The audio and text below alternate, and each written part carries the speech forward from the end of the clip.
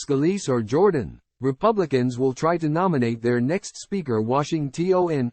House Republicans will huddle behind closed doors Wednesday and vote to nominate a successor to former Speaker Kevin McCarthy, but many remain pessimistic that the full chamber will quickly elect the winner.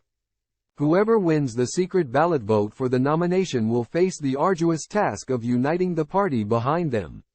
The nominee will still need to secure a simple majority of all House members, which will translate to getting the votes of at least 217 of the 221 GOP members. Democrats are expected to rally behind Minority Leader Hakeem. Jeffries of New York. I put it at 2%, Representative Thomas Massie, RKY, said Tuesday night when he was asked whether Republicans would settle on a speaker Wednesday morning. The two candidates vying for the most powerful post in Congress are Majority Leader Steve Scalise, RLA, and Judiciary Committee Chairman Jim Jordan, Ohio. The two men spent most of Tuesday making their pitches to small caucuses and state delegations, and eventually the full GOP conference, about why they should be elected Speaker. Scalise said after he addressed colleagues in the candidates forum, "I've been a unifier and somebody who's built coalitions throughout my entire career, and we've delivered big wins, and people want to see us get back on track. We need to get Congress back to work." Scalise and many rank-and-file Republicans made it clear they will vote on the floor for whoever wins the GOP nomination Wednesday. To win the nomination, a candidate needs a simple majority of the GOP conference, or 111 votes.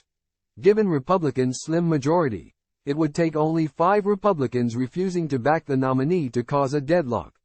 Several who helped cause the deadlock in January that resulted in McCarthy's needing 15 ballots to be elected Speaker indicated they wouldn't be joining the rebels this time.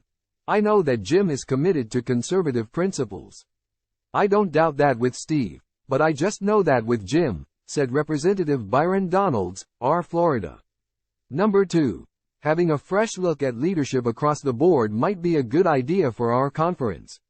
Number 3. You got to be able to bring our entire conference together, and I think Jim has the ability to do that.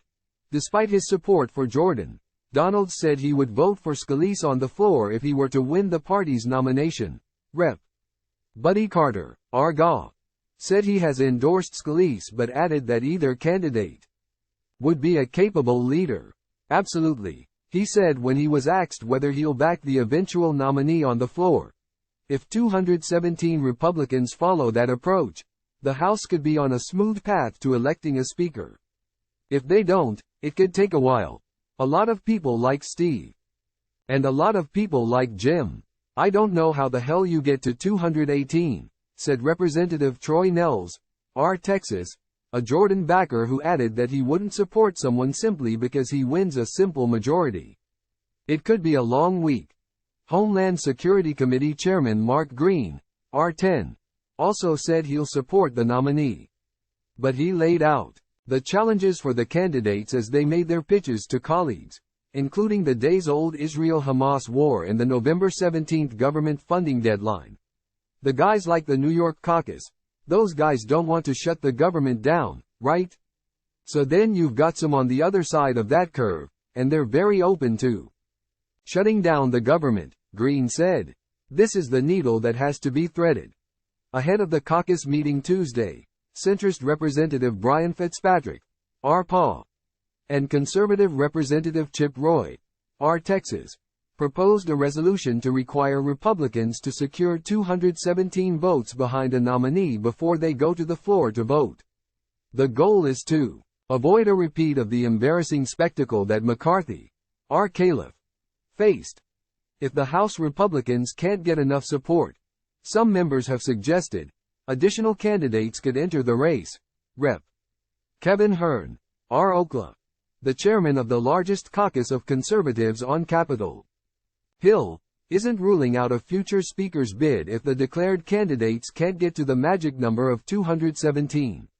Others who could get looks include GOP Conference Vice Chair Mike Johnson, RLA, Rules Committee Chairman Tom Cole, Oklahoma, or Donalds, a member of the Conservative Freedom Caucus.